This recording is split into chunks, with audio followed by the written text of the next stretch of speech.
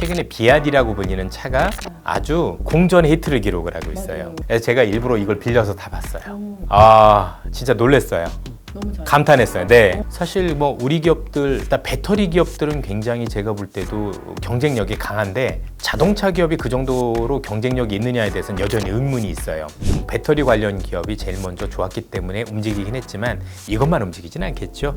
뭐 대표적인 게 뭐 전력 관련 이런 기업들일 수도 있겠죠. 의외의 문제가 생긴 게 뭐냐면 전기차는 많이 만들 수 있는데 전기가 없습니다. 수혜가 되는 종목들이 많이 나올 겁니다. 저는 그런 기업들 찾는 것들도 좀 필요하다고 생각을 해요.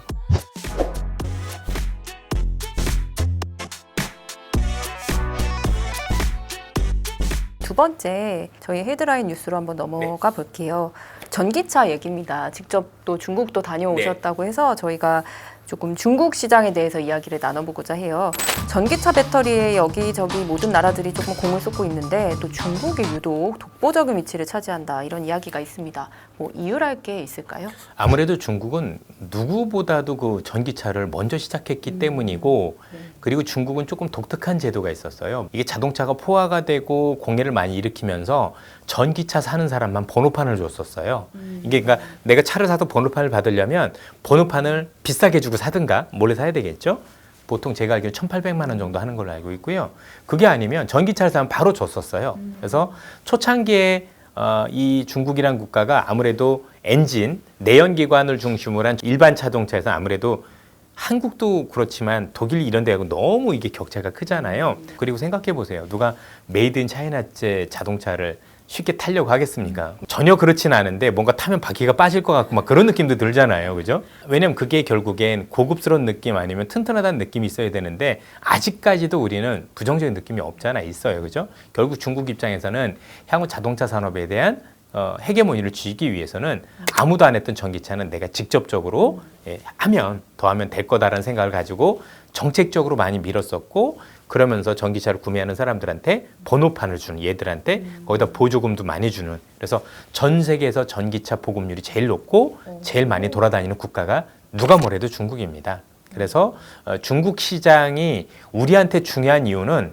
일단 우리가 중국 시장에 전기차를 팔기는 어렵고 우리가 품질이 안 되는 게 아니라 중국의 정책 때문에 중국이 우리보다 먼저 걸어왔다가 핵심인 것 같아요.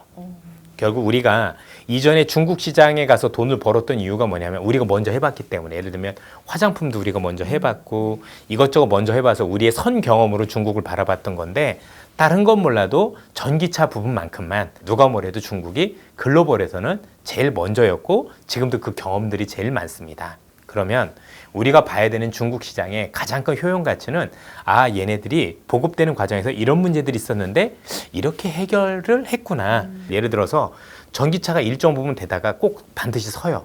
왜냐하면 충전소 문제가 꼭 생겨요. 중국에서도 실제로 2021년도에도 충전소 문제 때문에 난리가 난 적이 있어요. 그때 연휴 때였는데 전기차는 많이 팔아놨는데 충전소가 부족하다 보니 애들이 연휴 때 고속도로 길막혀 이게 다 방전이 된 거예요. 왜냐하면 에어컨을 틀다 보니까 생각보다 특히 중국의 배터리는 LFP이기 때문에 오래 못 갑니다. 그런 상황에서 이제 다 선 거죠.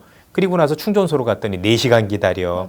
4시간 기다리는데 1시간 충전해. 이래가지고 사람들이 막 입이 이만큼 나왔던 적이 있어서 그걸 해결해서 충전소가 또 갑자기 기업수로 늘어났던 적도 있어요.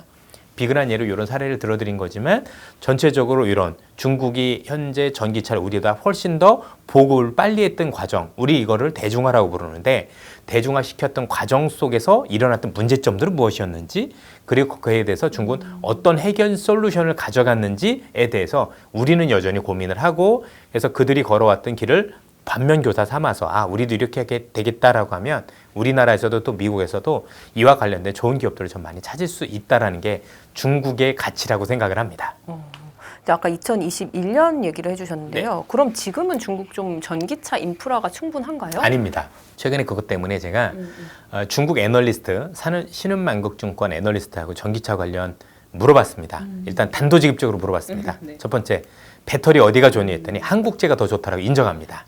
한국제 배터리가 중국제 배터리보다 훨씬 더 우수하다. 충분히 인정합니다. 두 번째, 니네 미국에 들어갈 수 있을 것 같느냐? 쉽지 않다.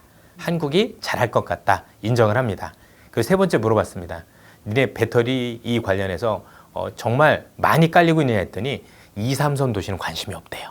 아직 그러니까 대도시에서만 이렇게 되고 있고 여전히 2, 3선 도시는 관심이 없는 게 역시 여러 가지 문제가 있는데 첫 번째 인프라 문제입니다. 아무래도 전기차와 관련된 충전이라든가 이런 시설들이 좀 부족하다는 부분도 있고 두 번째 중국제 자동차가 LFP이기 때문에 역시 주행거리가 짧다 보니까 뭐 굳이 내가 이런 것도 있고 세 번째는 이 2, 3선 도시로 갈수록 소득 수준이 낮은데 차가 비싼 거죠. 자, 우리나라 니로만 해도 5천만 원이에요. 그리고 기아차에서 나온 웬만한 괜찮은 어떤 그런 전기차들 보면 7천에서 8천만 원이 기본이에요. 그러면 사실 우리나라도 비슷한 게 걸릴 것 같아요. 나중에 앞으로 뭐 2030 몇 년 되면 무조건 전기차로 다 하세요. 말은 좋은데 가격을 낮추지 않으면 가능할까요? 니로를 누가 5천만 원 주고 사요. 그 가격이면 제네시스 살 수 있을 텐데 그렇지 않나요? 그러면 분명히 우리나라도 그렇고 제가 데이터를 뽑아보니까 글로벌적으로 일반 자동차와 관련해서 여전히 서민분들이 타는 차가 더 많죠. 우리도 여러 가지 뭐 아반떼도 있을 거고 소나타도 있을 거고 많은 차들이 있을 건데 일단 5천만 원 넘으면 그랜저급 이상인 거잖아요. 그러면 나중에 보급이 되려면 그거보다 훨씬 더 낮은 가격의 차들이 많이 필요할 건데 그러려면 자동차를 만드는 비용을 줄여야 되거든요.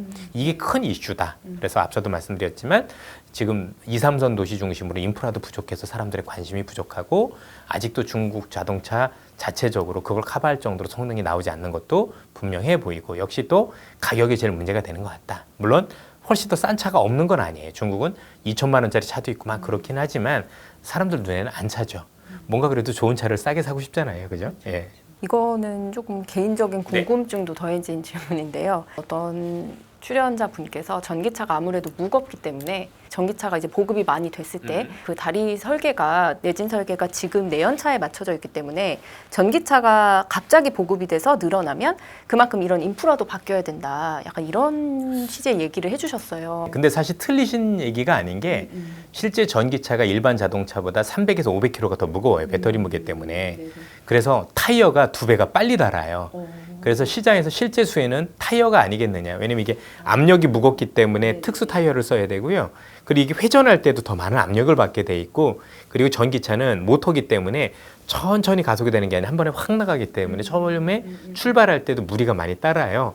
그래서 지금 타이어가 굉장히 일반 타이어보다 2배 빨리 닳아서 타이어가 좋다는 얘기도 많이 있었는데 사실 그 얘기도 맞는 말씀이긴 해요. 근데 굳이 그게 다리를 교량을 다 바꿔야 될 정도인지는 저는 잘 모르겠습니다. 그 정도는 견디지 않을까요? 그래도 중국 직접 다녀오셨다고 하시니까요. 그럼 중국 배터리 시장은 좀 얼마만큼 지금 성장해 있을까요? 뭐 점유율이라든지. 뭐 당연히 중국은 중국제만 쓰니까 뭐 점유율이라고 얘기할 것도 없을 것 같고 다만 1, 2위 간의 경쟁이 되게 치열한 것 같아요. 아시다시피 중국 내에서 1위는 CATL인데 최근에 비아디라고 불리는 차가 아주 그 공전 히트를 기록을 하고 있어요. 맞아요. 예. 저도 봤어요. 이 차를 보고 제가 조금 많이 놀란 게 비싼 차는 아닙니다. 우리나라 돈으로 한 4천만 원 정도. 전기차 치고는 싼 거죠. 그래서 제가 일부러 이걸 빌려서 타봤어요. 어떠셨어요? 참 이런 얘기하면 참 여러분 혼나실 수도 있는데 진짜 놀랐어요. 너무 잘 감탄했어요. 네. 어. 제가 차를 많이 알거든요. 전 정비를 할 수 있어요. 그 정도로 차에 대해서 진심인데 많이 놀랐어요. 제가 중국을 뭐 몇백 번을 가봤고 뭐 100몇 번이지만 중국에서 항상 그런 차를 타봤지만 항상 불만이었어요. 아우 좀 차가 좀 그렇다 했는데 이번엔 그런 편견이 싹 없어졌어요.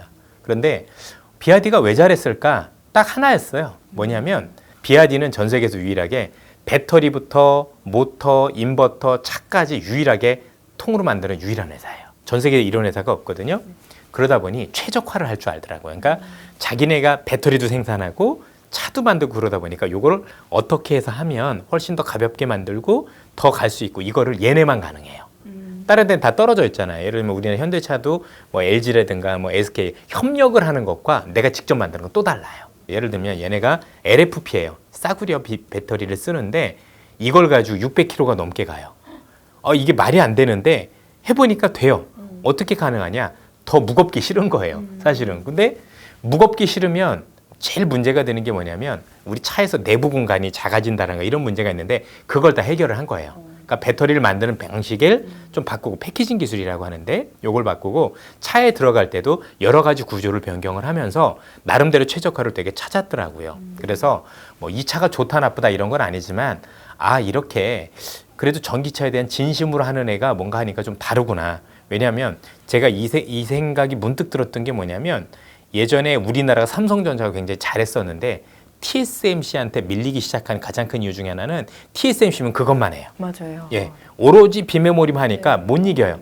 삼성 너무 훌륭한 기업인데 비메모리도 하고 메모리도 하고 휴대폰도 있고 이러다 보니까 사실 어느 한쪽이 안 좋아도 같지만 얘네는 그게 없으면 죽는 기업이에요. 근데 이 BYD가 왜 대단해지기 시작했냐면 실제 얘는 완성차를 만들어 완성차를 버렸어요. 지금 오로지 전기차만 해요. 이게 참 특이한 기업이죠. 물론 중국 내에 전기차 하는 기업이 많이 있긴 합니다만 본인들이 직접 이거 배터리부터 모든 걸 다 생산하는 유일한 기업이에요. 그러다 보니 그 안에서 생길 수 있는 문제점들 개선을 하겠죠. 그렇죠?